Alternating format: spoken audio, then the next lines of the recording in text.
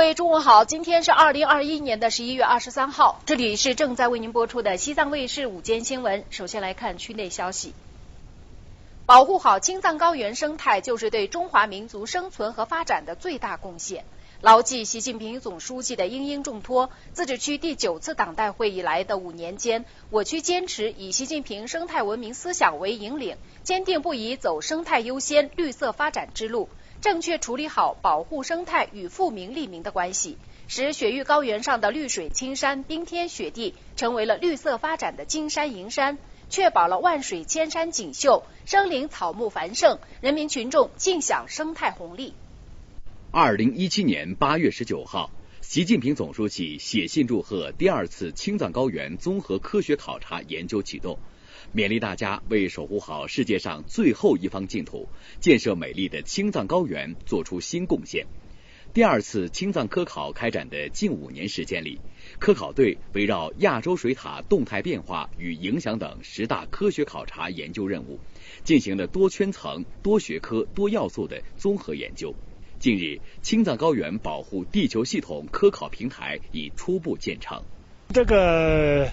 是我们整个第2青藏科考的一个最先进的科考平台，就为我们整个青藏高原的山水林田湖草沙冰这么一个一体化的地球系统的管理提供了一个很重要的科技示范平台。除了国家层面的青藏科考，近日我区生态环境部门组织34名调查监测组成员，从海拔4900多米的雀莫措到达了5380米的江根迪鲁冰川，完成了对格拉丹东长江源区域生态环境调查监测工作。从目前来看，长江源头区域的生物多样性超出了我们的想象。无论地球系统科考平台的建立，还是长江源的生态数据采集，都是为了更好地推进青藏高原的生态保护。从2016年开始，我区深入开展2江4河流域植树绿化工程，通过集中连片人工造林，保障了雅鲁藏布江、怒江、拉萨河、狮泉河等大江大河沿线生态安全。5年的根植呵护，31万亩的防护林以绿树成荫。同时，我区湿地面积达652.9万公顷，位居全国第2。近年来，我区持续推动以国家公园为主体的自然保护地体系建设，其中国家湿地公园达到22处。通过建立自然保护区和国家湿地公园，保护了我们的湿地生态系统。我们目标是实现全区所有湿地652.9万公顷全域保护。2018年，我区在平均海拔近5000米的纳曲市尼玛县戎马乡启动高海拔生态搬迁，同时拆除了藏羚羊迁徙通道上的网围栏，一方面改变和缓解了野生动物生长和家畜养殖的矛盾，另一方面也改善了草场退化现象。西藏自治区第2次陆生动物资源调查结果表明，我区分布的陆生野生脊椎动物已达1072种，包括金钱豹、雪豹、金猫、棕尾红雉、眼镜王蛇等。现有藏羚羊种群数量从20世纪最低谷时的7万余只发展到超过30万只，黑颈鹤数量从20世纪不足2000只发展到近万只。这些难能可贵的清晰影像，见证了西藏野生动物保护事业的发展。习近平总书记视察西藏时指出，保护好西藏生态环境，利在千秋，则披天下。作为重要的国家生态安全屏障，我区实行着最严格的生态保护制度，持续加大生态建设投入，统筹山水林田、湖草沙冰系统治理，大力创建国家生态文明建设示范区。今天的西藏，保护生态已经成为每个人的行动自觉。在纳曲麦地卡湿地国家级自然保护区，每半个月一次的村容村貌整治和清理湿地里的垃圾，已经成为一项惯常活动，一种已然自觉的环保意识。每天清晨，湿地野保员曲英都会早早出发，在湿地边巡逻，观测动物数量的变化和湿地的方方面面。拉孜县的黑颈鹤国家级自然保护区位于雅鲁藏布江中游河谷地带，保护区共设置了5个管护站，而像范增这样的黑颈鹤专职保护员共有8名，他们每天分散在不同区域，在黑颈鹤栖息保护地开展巡查，同时给这些小精灵撒些青稞饲料。天天看上戏剧给这戏剧上比我回来的，忙追的。在山南雅江沿岸，这里曾经风沙肆虐，被列为西藏自治区国家级防沙治沙综合示范区。如今，山南市在雅江边上种下的树超过4500万株，持续了多年的生态综合整治，让这片流域的生态效益、社会效益、经济效益巨大。在阿里狮泉河流域，原先防沙治沙的绿化树种只有斑公柳、红柳等几种灌木。为了补齐短板，从2016年开始，投入资金7000多万元，引进了青海杨、沙棘、沙柳、新疆杨等一批乔灌木树种。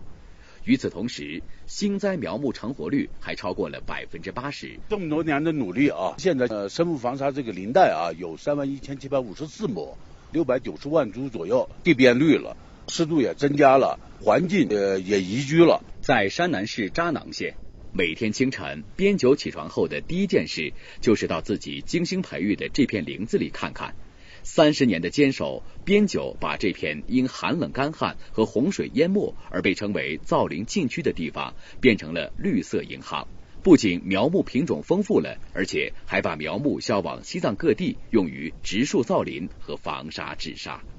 在工布江达错高乡结巴村，不少村民都吃上了生态旅游饭。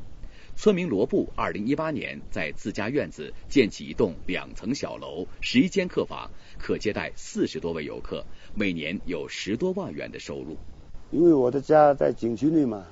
一直很注重保护这里的生态环境，家乡也很美丽，一年四季嘛，游客一直不断。西藏生态系统整体稳定，环境质量持续向好，绿色发展格局初步形成，人民生态环境权益不断提升。自然保护地面积占到全区面积的38.75%，森林覆盖率达到12.31%，空气优良天数超过99%。绿水青山就是金山银山，冰天雪地也是金山银山的理念深入人心。西藏成为世界上生态环境最好的地区之一。全区生态环境系统贯彻落实习近平总书记在西藏视察时的重要讲话精神，全面加强生态文明的建设，全力服务好全区经济社会高质量发展，厚植了全面建成小康社会的绿色底色和质量的陈设，全区生态环境质量持续保持良好，美丽西藏的建设呢步伐更加加快，生态安全屏障更加稳固。连日来，纳曲市各单位各县区认真学习贯彻党的19届六中全会精神，大家纷纷表示要更加紧密地团结在以习近平同志为核心的党中央周围，坚定共产主义远大理想和中国特色社会主义共同理想，立足新时代，书写新作为，为推进西藏长治久安和高质量发展贡献力量。为认真学习贯彻党的19届六中全会精神，纳曲市团委、纳曲市广播电视台等单位积极组织召开学习会。大家一致认为，党的19届六中全会是一次具有里程碑意义的重要会议。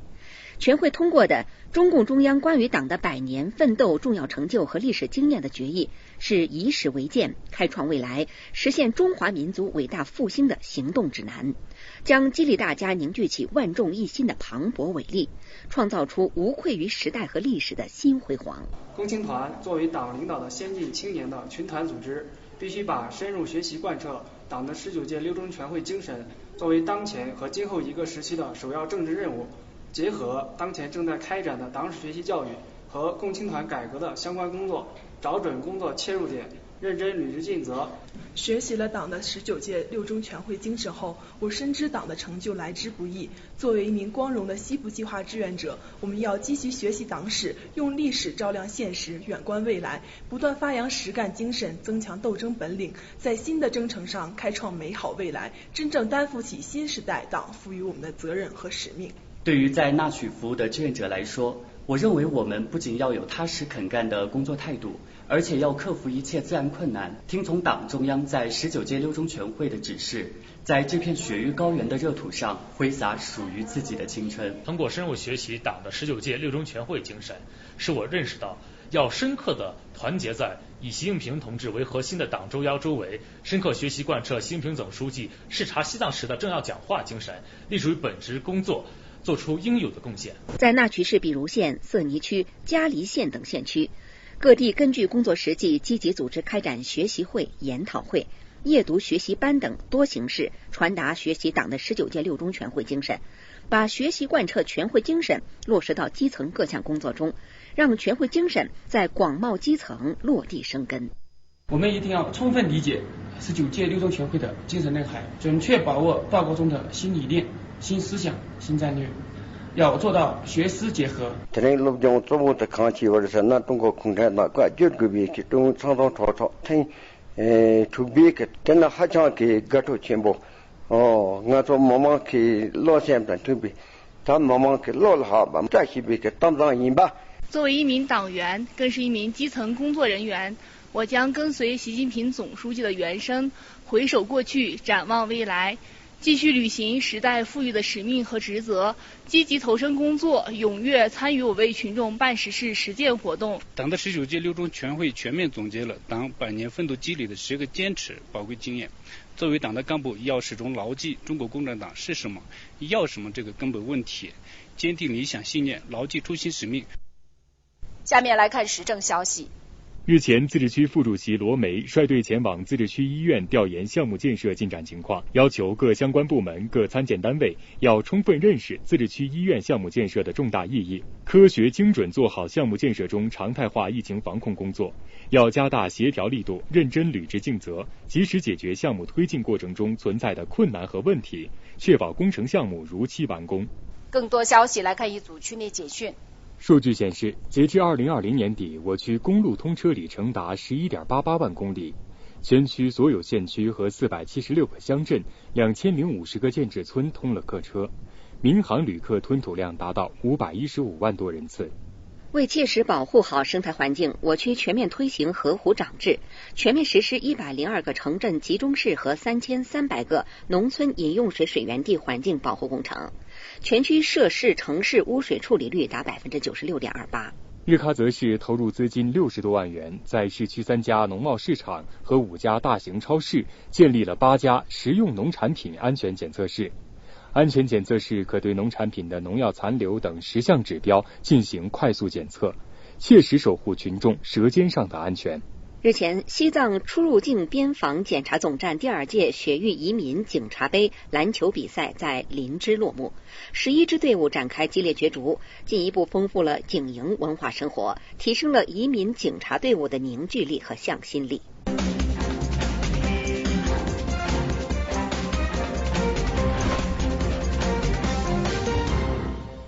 欢迎回来，再来看国内消息。国新办在昨天举行政策例行吹风会，水利部、司法部就今年12月1号开始施行的我国第一部地下水管理的专门行政法规《地下水管理条例》进行介绍和解读。水利部相关负责人介绍说，2020年全国地下水资源量为8553.5亿立方米，经过加强保护和修复，推进地下水超采区综合治理，全国地下水年开采量从2012年达到最高1134亿立方米后，2020年回落至892亿立方米。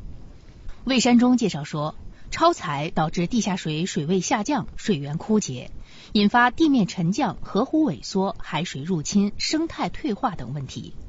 除了超采，还存在城镇生活污水和工业废水排放、农业面源污染导致地下水污染问题。新出台的地下水管理条例聚焦地下水超采、污染突出问题，强化地下水节约保护、超采治理和污染防治，明确了严格地下水取水许可申请条件，明确规定划定地下水超采区、禁止开采区、限制开采区，对超采、污染地下水行为规定了严格的法律责任。以上就是今天午间新闻的全部内容了，感谢您15分钟的陪伴。更多精彩内容，请您关注我们的西藏卫视加微信公众号。请您继续锁定西藏卫视正在播出的其他节目，明天同一时间我们再见。